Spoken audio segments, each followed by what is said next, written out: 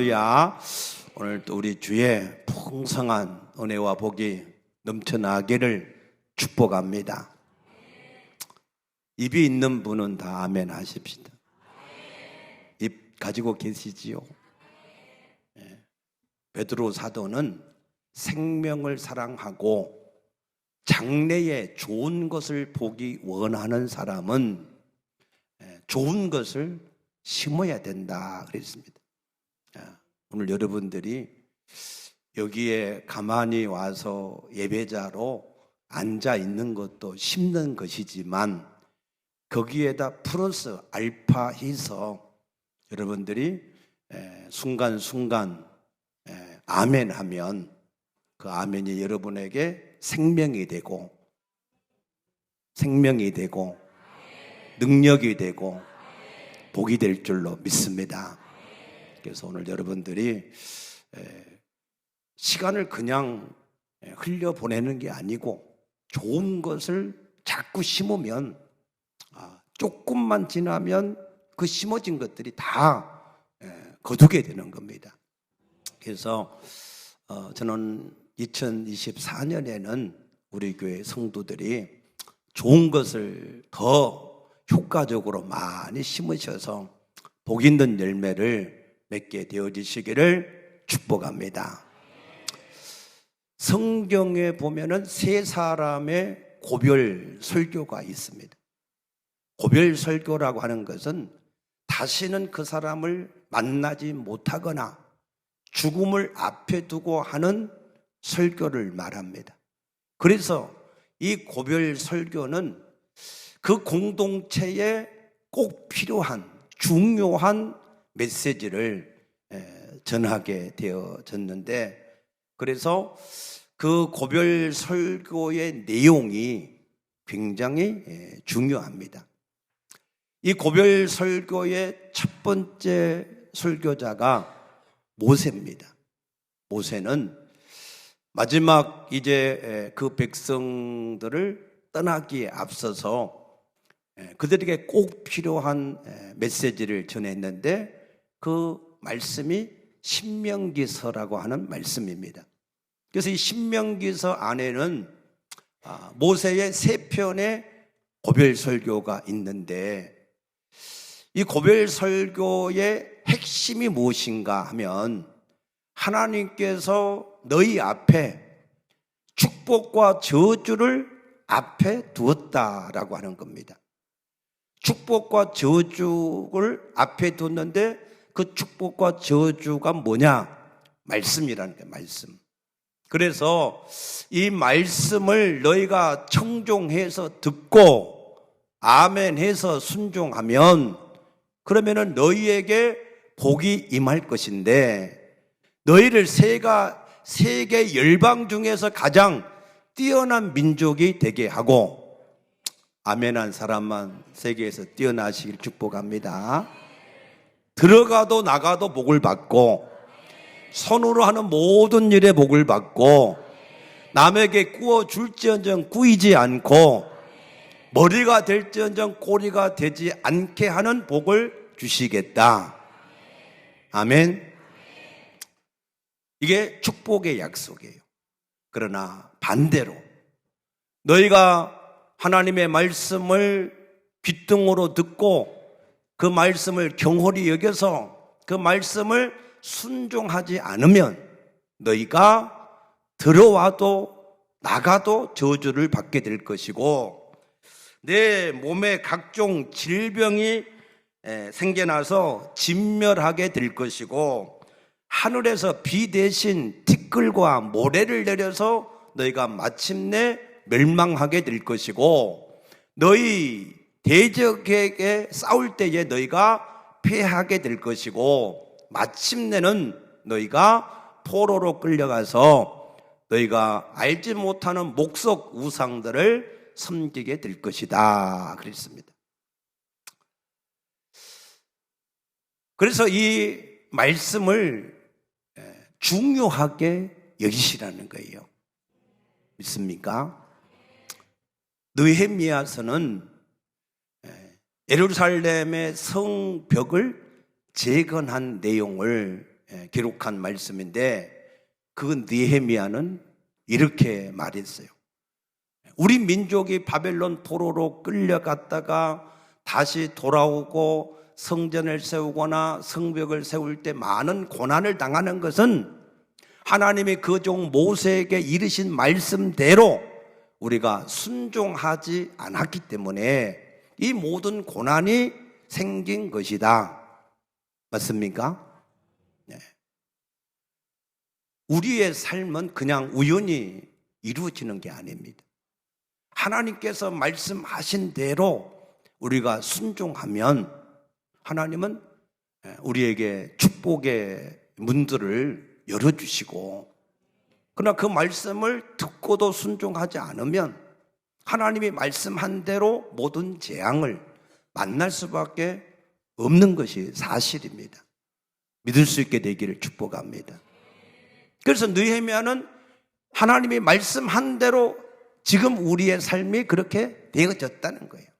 그러나 그럼에도 불구하고 솔로몬이 하나님의 성전을 세우고 기도하기를 이 민족이 하나님 앞에서 재앙을 만나서 멀리 포로로 끌려가든 환난을 당하든 간에 이 전을 향하여서 하나님 앞에 기도하면 하나님께서 그들을 다시 회복시키시고 그들을 도와달라라고 하는 기도를 드렸을 때 하나님이 그것을 허락하셨기 때문에, 그래서 느헤미야도 하나님 앞에 자신들의 모든 죄를 자복하고 회개하면서 기도할 때 하나님이 느헤미야를 통하여서 예루살렘의 성벽을 재건한 줄로 믿으시기 바랍니다. 그래서 모세의 고별 설교는 하나님은 우리 앞에 축복과 저주를 두셨으니까 이 축복과 저주를 우리가 받을 수도 있고 우리가 잘못될 수도 있는 건데, 하나님은 이 모세의 말씀을 통해서만 그렇게 말씀한 거 아니고 우리 인간 속에 항상 축복과 저주를 두셨습니다. 에덴 동산에 있던 아담과 하와에게도 생명나무와 선악과를 같이 두셨어요. 그래서 너희가 생명나무를 먹으면 영생을 얻는 거고 선악과를 먹으면 너희가 하나님과 분리돼서 모든 저주 가운데 멸망을 할 것이다 하고 두신 거예요. 그러나 아담은 하와가 더불어서 생명나무를 취하지 않고 선악과를 먹음으로 그 모든 죄가 지금 온 인류 우리에게 지금도 이어지고 있는 것을 깨닫게 되시기를 축복합니다. 하나님은 출애굽한 백성들에게 가나안 땅에 들어갈 때도 모세를 통해서 너희가 이렇게 하면 복을 내릴 것이고 너희가 이렇게 하지 않으면 저주를 내릴 것이다 라고 축복을 그 앞에 두신 거예요. 그러나 그들이 하나님의 축복의 말씀대로 행하지 않고 하나님의 말씀대로 불순종했기 때문에 그들은 그러한 고난을 당할 수밖에 없었습니다. 하나님은 온 인류의 모든 죄인들에게 예수 그리스도의 십자가를 그 앞에 세워놓고 그를 믿는 자에게는 천국을, 그를 믿지 않는 자에게는 영원한 멸망의 지옥을 받게 될 것이다라고 하신 말씀을 믿으시기 바랍니다. 하나님은 예수 그리스도 안에서 거듭나서 생명을 얻은 우리에게도 똑같이 하나님의 축복과 저주를 두셨는데, 그것은 예수 그리스도 안에서 거듭난 사람이라 할지라도 성령을 따라서 행하면 그러면은 생명을 얻고 풍성히 얻을 것이고, 그러나 여전히 육체의 욕심을 따라서 행하면 그러면은 육체와 함께 썩어진 것을 거둘 수밖에 없다라고 하신 것을 깨닫게 되시기를 축복합니다. 두 번째 고별 설교는 예수님의 설교입니다. 요한복음 13장에서 16장은 예수님의 고별 설교예요. 그 예수님의 고별 설교의 핵심은 요한복음 16장 33절 말씀입니다. 너희가 세상에서 환난을 당하나 담대하라, 내가 세상을 이기었노라 그러셨어요. 예수님의 고별 설교의 간절한 메시지는 너희가 이 세상에 있는 날 동안에 여러 가지 많은 환난을 당하게 될 것이다. 왜? 세상의 임금이 마귀니까. 우리가 그 마귀의 자녀가 아니라 하나님의 자녀니까 자기에게 속하지 않았기 때문에 그 마귀가 우리를 대적해서 괴롭히기 때문에 세상에 있을 때에 우리가 환난을 당할 수 있다. 그러나 두려워하지 마라. 왜? 그 세상을 이기신 예수님이 너희 안에 영원히 함께 하시기 때문에 믿습니까? 그래서 너희가 세상에서 무슨 일을 만나든지 걱정할 필요가 없다는 거예요. 담대하라는 겁니다. 여러분, 예수 안에 있는 사람은 절대로 망하지 않습니다. 사방으로 우겨싸임을 쌓이고 거꾸로 뛰림을 당해도 절대 망하지 않습니다. 왜? 내 안에 생명 되시고 능력 되시는 주님이 계시기 때문에. 예수 안에 있는 사람은 겉으로 보기에 아무것도 없는 자 같으나 모든 것을 가진 자인 것을 깨닫게 되시기를 축복합니다. 예수 안에 있는 사람은 무능한 것 같으나 내게 능력을 주시는 자 안에서 모든 것을 할 수 있는 사람이라고 그랬습니다. 믿습니까? 여러분들이 이 말씀을 그냥 지식으로 듣지 마시고 믿음으로 여러분의 보배를 삼게 되시기를 축복합니다. 예수 안에 있는 사람에게는 예수님의 은과 금은 우리에게 물려주지 않았지만 우리에게 모든 것을 할 수 있는 예수의 이름을 주셨습니다. 믿습니까? 요한복음 14장 14절에 너희가 내 이름으로 무엇인지 구하면 내가 시행을 하리라고 약속하신 줄로 믿으시기 바랍니다. 지난 에베네셀제를 할 때 어떤 사람이 하나님, 이 에베네셀을 통해서 새로운 영혼들이 구원을 받고 등록을 하는 성도가 있으면 좋겠습니다. 그렇게 기도를 했는데 에베네셀제 우리 교회 처음 이렇게 오신 분이 있었어요. 근데 그분이 어떻게 알았는지는 모르는데 무선 청소기를 선물로 준다는 것을 제일 좋은 상품이 아마 무선 청소기였던 것 같아요. 그래서 속으로 자기 속으로 저 청소기를 나에게 주시면 내가 등록하겠습니다. 그랬대. 그래서 앞에 퀴즈를 내는데 제 젊었을 때 사진을 이렇게 딱 보니까 전 줄 알았대. 나도 몰랐는데. 그런데 얘기 안 했대. 왜? 무선 청소기 받으려고. 근데 나중에 제일 마지막에 추천을 했는데 그 사람이 그걸 받으신 줄로 믿습니다. 그래서 등록을 하셨어. 그래서 그분이 나한테 간증을 해서 내가 지금 알게 된 거예요. 하나님은 우리의 큰 기도도 응답하시지만 우리의 작은 소원도 하나님이 수시로 응답하시는 줄로 믿으시기 바랍니다. 세 번째 고별 설교는 바울의 설교입니다. 오늘 본문의 말씀인데 이 바울은 3차 전도 여행을 마치고 이제 예루살렘에 가서 보고를 하고 그의 로망이었던 로마에 가기로 이제 계획을 세우고 예루살렘에 올라가려고 하다 보니 3년 동안이나 밤낮으로 수고해서 사역을 했던 에베소 교회가 마음에 걸린 거예요. 그런데 직접 에베소에 가서 그들을 또 돌아볼 수는 없고 시간이 안 돼서 그래서 자기는 밀레도에 있으면서 에베소하고 밀레도는 한 45km 정도 돼요. 그래서 에베소에 있는 장로들을 밀레도로 초청을 했어요. 그래서 그들에게 마지막으로 간절하게 부탁했던 말씀이 오늘 본문의 말씀입니다. 그래서 이 사도 바울은 여기 19절에 보면 내가 이 에베소에서 어떻게 사역을 했는가 하는 것을 얘기할 때 곧 모든 겸손과 눈물이며 그랬어요. 사도 바울이 에베소에서 사역할 때 어떻게 했다고요? 겸손과 눈물로 사역을 했다 그랬어요. 겸손이라고 하는 것은 무엇을 말하느냐면 고린도전서 4장 10절에 보면은 우리는 그리스도 때문에 어리석으나 너희는 지혜롭고 우리는 약하나 너희는 강하고 우리는 비천하여 줄이고 목마르고 헐벗고 매맞으며 만물의 찌꺼기 같이 되었다 그랬어요.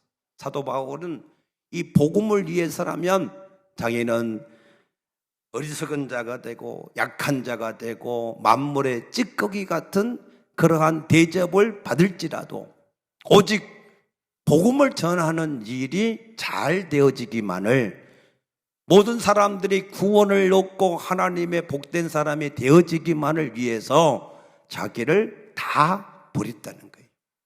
믿습니까?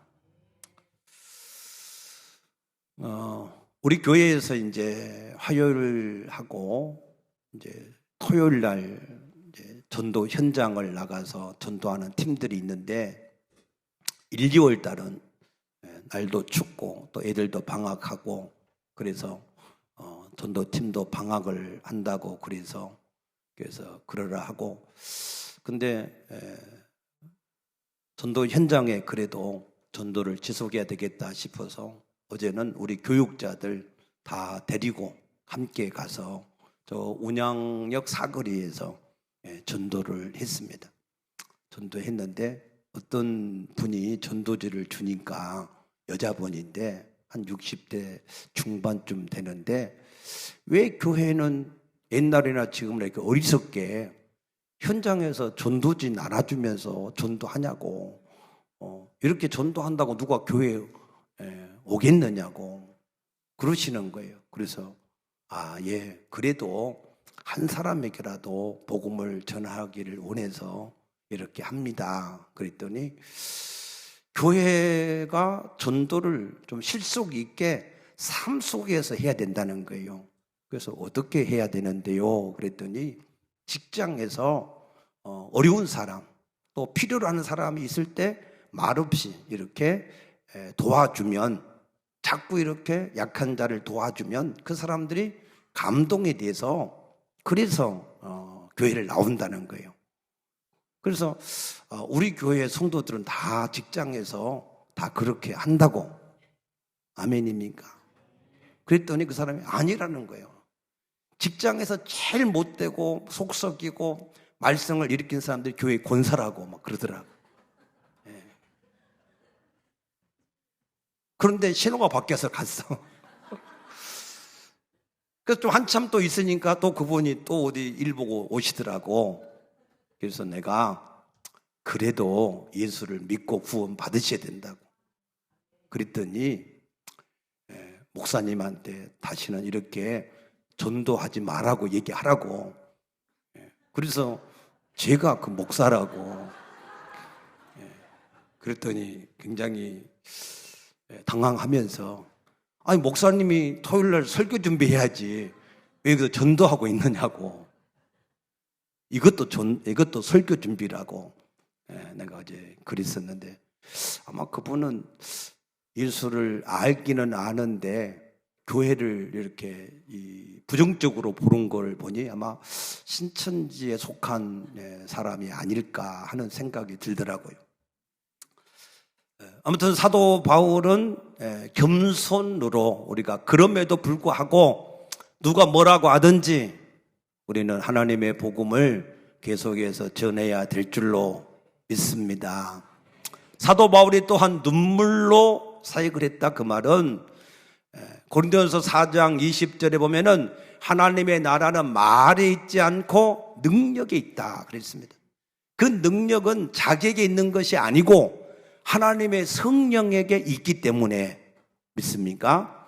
그래서 그 모든 사역 가운데 성령이 나타나셔서 역사하도록 정말로 두렵고 떨림으로 눈물로 하나님 앞에 기도할 수밖에 없었다는 겁니다.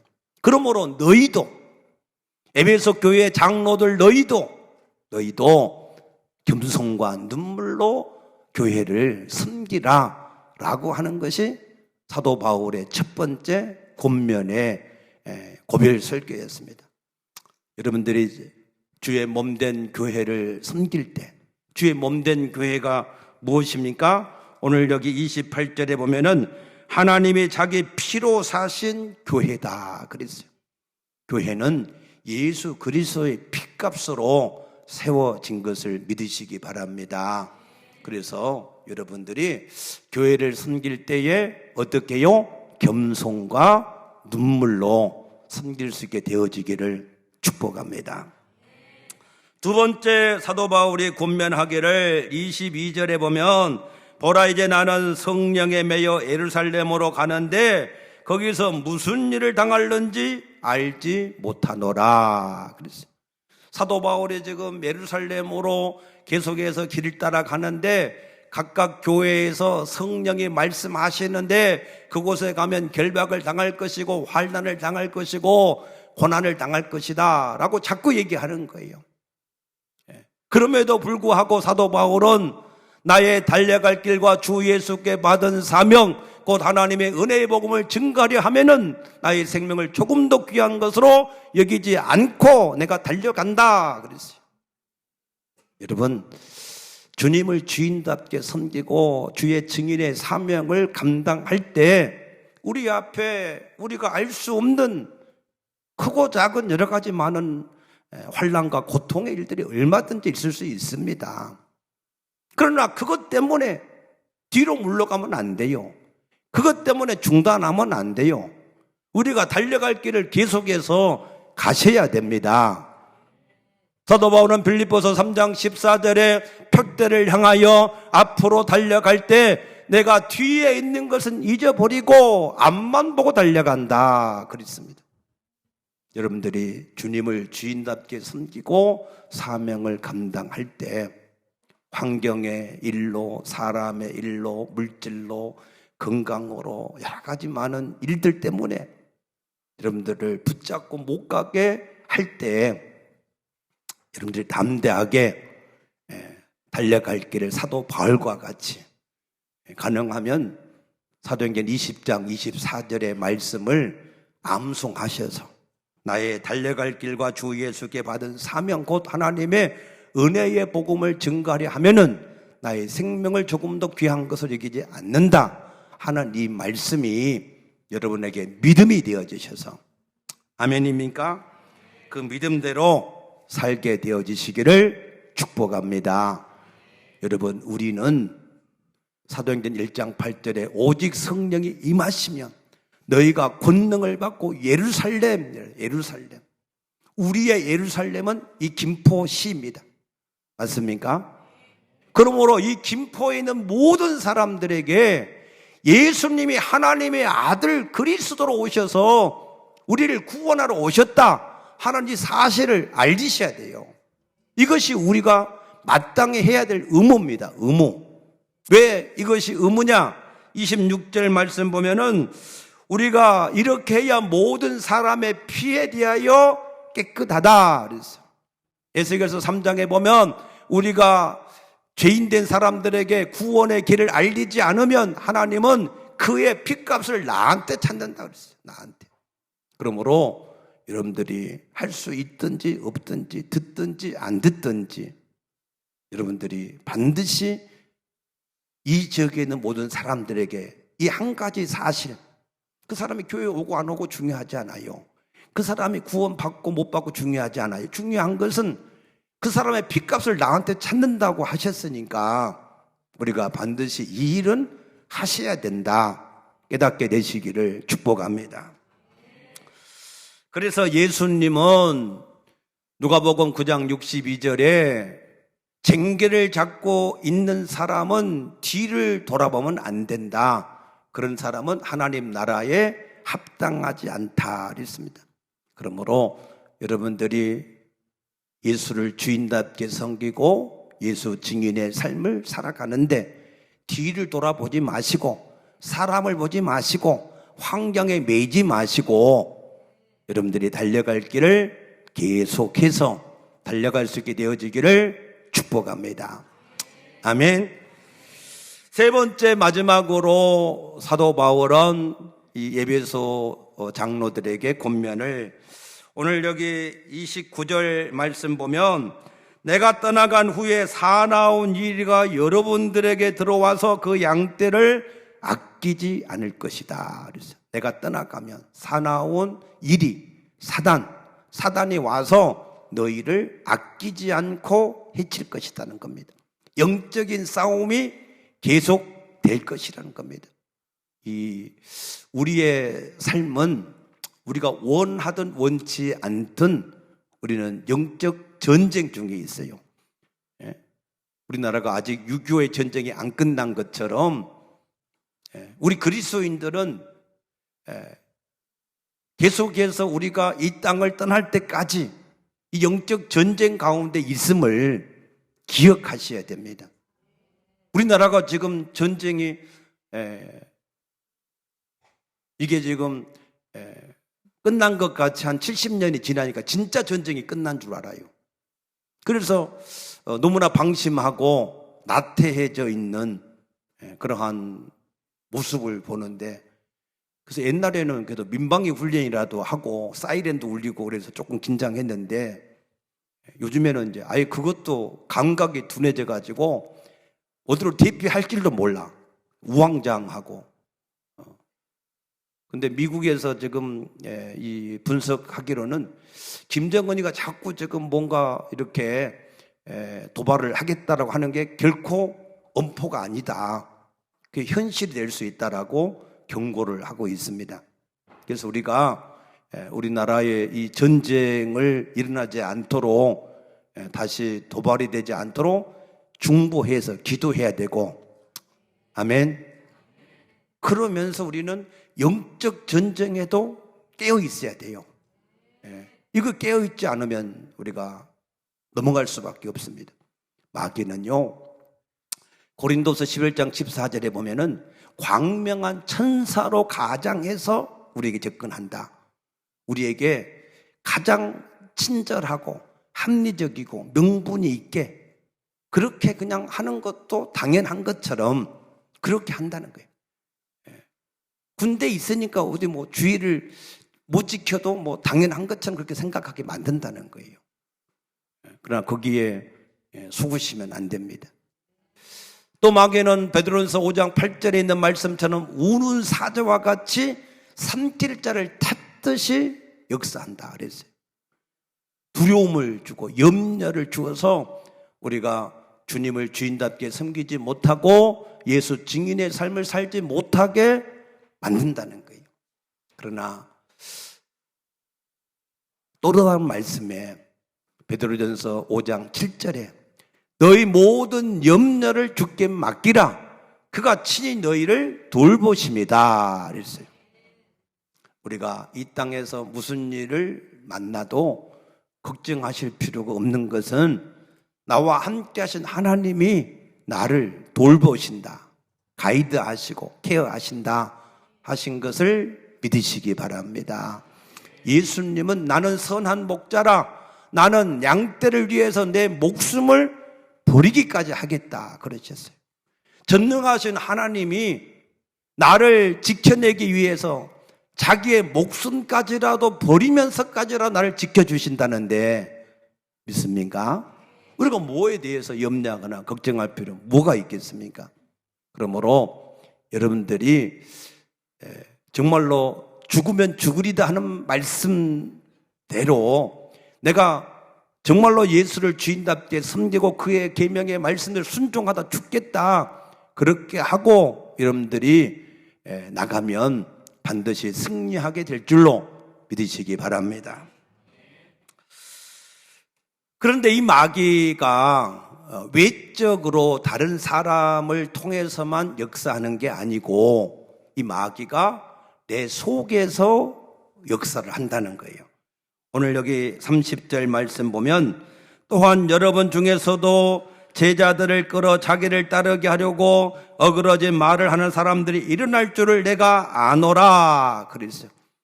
자기를 따르게 하려고 자기 중심적으로 자기 이기적으로 하는 일들이 일어나게 될 것이다 라고 그랬어요. 야고보서 1장 15절에 욕심이 잉태한 즉 죄를 낳고 죄가 장성한 즉 사망에 이른다 그랬어요. 마귀는 우리 인간이 가지고 있는 타락한 죄성, 욕심, 이 욕심을 붙잡고 우리에게 자꾸 역사를 하는 겁니다. 왜 그러냐면 우리 인간들은 죄로 인하여서 하나님과 분리가 되다 보니까 하나님께로부터 공급을 못 받아요. 그러니까 공급을 못 받으니까 다른 사람의 것을 내 것으로 빼앗아야 그래야 내가 잘 사는 줄로 착각을 하고 있어요. 그렇게 만들어서 지금 온 세상의 사람들이 다 그 이기적인 마음 때문에 나라도 빼앗고 다른 사람의 물질도 빼앗고 권세도 빼앗고 온갖 그렇게 살게 만드는 것이 사실입니다.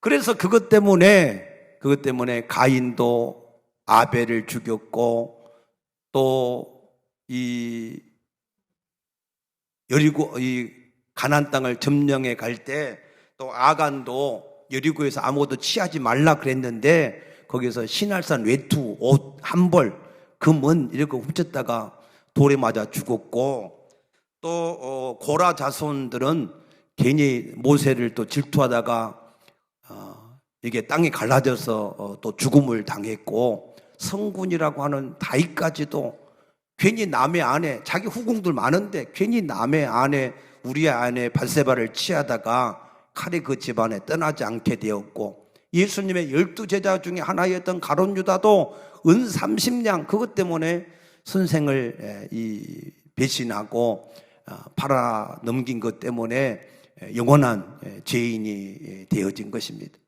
이처럼 우리 모든 문제는 우리가 자꾸 내 것으로 만들려고 하는 내 중심적으로 내게 채우려고 하는 움켜쥐려고 하는 그것 때문에 우리 삶의 모든 문제가 항상 생기는 것이 사실입니다.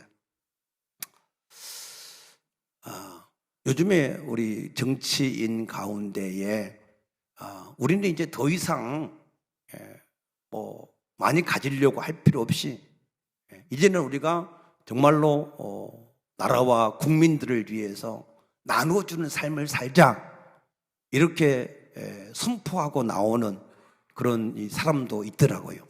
그것이 쇼맨십이 아니라 진실이면 나는 얼마나 좋을까 하는 생각을 했는데 그런 정치 나오면 우리나라가 정말로 좋아지는 나라가 되지 않겠습니까? 맞습니까? 그래서 사도 바울은 내적인 자기 욕심만을 위해서 살아가려고 하는 그들에게 마지막으로 권면을 하기를 오늘 지금 여기 35절의 말씀을 권면하는 거예요. 주 예수께서 친히 말씀하신 바 주는 것이 받는 것보다 복이 있다 하심을 기억하여야 하리라 그랬어요. 사람들은 받아야 기분 좋고 받아야 잘 살고 내 것으로 자꾸 만들어야 그렇게 잘 사는 것처럼 착각해요. 그런데 예수님의 말씀은 달랐어요. 받는 것이 복이 있는 게 아니고 주는 자가 복이 있다. 맞습니까? 내가 남에게 도움을 받는 것보다 내가 남을 도와주는 게 더 복이 있는 사람인 줄로 믿으시기 바랍니다. 그래서 오늘 저는 꼭 우리 성도들이 이 말씀 2024년 이 초두에 이 말씀을 여러분들이 꼭 여러분의 마음판에 새겨질 수 있게 되기를 축복합니다. 절대로 내 것으로 욕심을 채워서 내 것으로 만들려고 하는 게 행복해지는 게 아니에요. 복 있는 게 아니에요. 오히려 내가 주려고 할 때, 나를 비우고 주려고 할 때, 예수님도 하나님의 본체시반 자기를 비우고 십자가에서 자기의 모든 것을 내어줄 때 하나님이 그를 지극히 높여서 하늘과 땅 아래 모든 이름이 그 앞에 무릎을 꿇게 된 줄로 믿으시기 바랍니다. 세계적인 석유의 재벌이었던 미국의 록펠러의 인생이 그랬습니다. 이 록펠러는 처음에는 농산물 유통을 하다가 지인의 소개로 석유 사업에 뛰어들었는데 석유를 파기 위해서 광산을 계속해서 파는데 석유가 안 나오는 거예요. 계속 투자는 하는데 석유가 안 나오고 거기다가 사기까지 당해가지고 이 광산업 자체가 폐광을 하게 생긴 겁니다.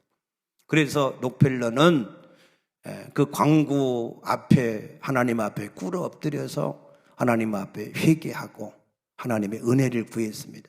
그때 하나님께서 그 마음속에 세미한 음성이 들려줬는데 때가 되면 열매를 거두리니 낙심하지 말고 더 깊이 파라 라고 하는 말씀이 들려서 데모를 하고 있는 광부들을 독려를 해가지고 조금 더 그 광산을 팠는데 거기에서 시커먼 석유가 쏟아지게 된 겁니다.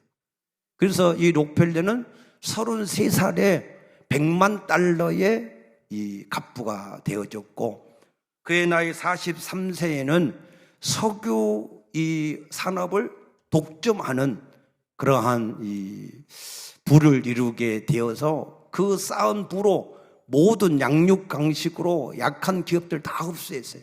그래서 무릎알식으로 그 기업이 엄청나게 늘어나서 그래서 사람들로부터는 악덕 기업주다라고 하는 그러한 소리를 듣게 됐습니다.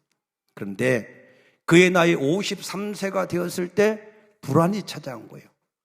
내가 이룬 이 부를 혹시 잃지 않게 될까? 또 어떤 사기꾼이 빼앗아가지 않을까 하는 그 불안 때문에 그 고민이 점점 심해져서 나중에는 불면증이 되고 그러다 보니까 위궤양도 생기고 그러다 보니까 모든 기관지도 망가지고 피부병도 생기고 그래서 의사들이 진단하기를 처방약이 없다. 이제 당신은 1년 안에 죽을 것이다. 했는데 그때 나이가 59세였습니다. 그래서 죽을 날만 기다리고 있었는데 그런데 자기한테 작은 도움을 받은 사람들이 와서 진실로 감사하는 말을 들을 때에 그 마음에 이상한 행복감이 느껴지는 거예요. 그리고 그동안에 잃어버렸던 웃음을 되찾게 된 거예요. 그래서 깨닫기를 내가 돈을 많이 번 그 돈이 나를 행복하게 하는 것이 아니라 내가 그 돈을 보람있게 잘 쓰는 것이 나를 행복하게 하는 것이다. 믿습니까? 그래서 그때부터 이제 기부를 하기 시작한 거예요. 학교도 세우고 병원도 세우고 교회도 세우고 또 혹시 좋은 아이디어가 있는데 돈이 없어서 그것을 산업화시키지 못하는 그런 사람들을 그냥 지원을 해준 거예요. 그렇게 해서 만들어진 대표적인 것 중에 하나가 페니실린이라고 하는 항생제. 우리가 그 록펠러 때문에 여러분들이 페니실린 항생제로 여러분의 건강을 얻게 된 것을 아시기 바랍니다. 그래서 이 록펠러는 그때부터 주는 삶을 사니까 그러니까 그 마음에 기쁨이 넘치고 감사가 넘치고 행복해지고 웃음을 찾아서 99세까지 아멘 장수하다가 나중에는 가장 존경받는 기업가로 이렇게 세상을 떠나게 된 줄로 믿으시기 바랍니다. 여러분, 그러므로 내가 내 욕심을 채우려고 하면 사단이 그것을 틈타서 우리를 지배함으로 우리는 사단의 종이 될 수밖에 없습니다.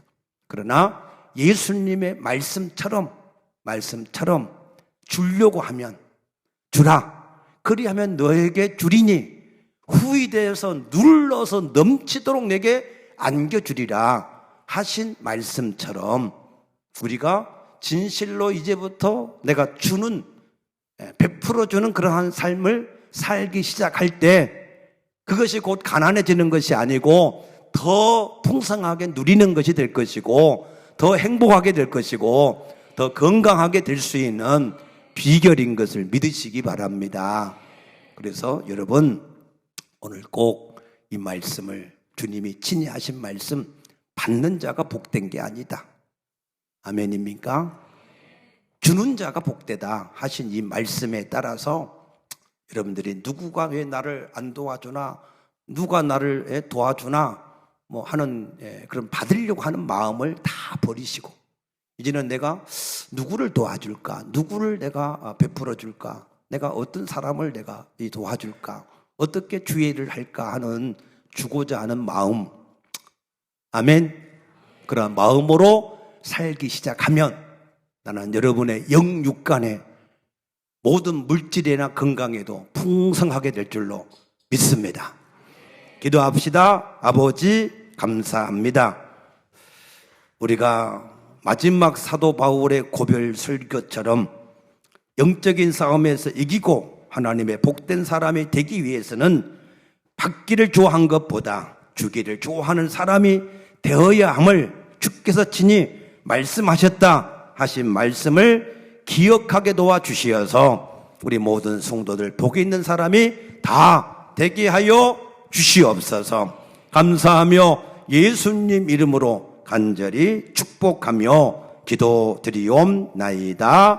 아멘.